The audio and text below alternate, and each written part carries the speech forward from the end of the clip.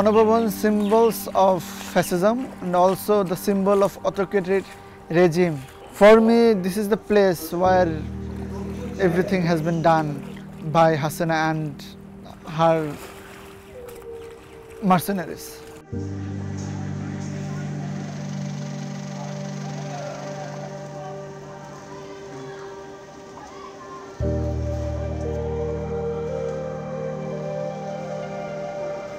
এটা যাতে আসলে মানুষের গণতান্ত্রিক চিন্তার জন্য একটা ফোরাম হিসেবে ব্যবহৃত হতে পারে।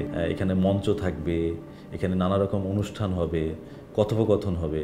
আমরা চাচ্ছি তরুণরা আসলে গণভবনের একটা অংশীদার হয়ে যাক এবং গণতান্ত্রিক চিন্তাধারা, নতুন চিন্তা, রাষ্ট্র কীভাবে গড়া হবে, নতুন বাংলাদেশ, এই সব আলোচনার একটা আখড়া হোক গণভবন।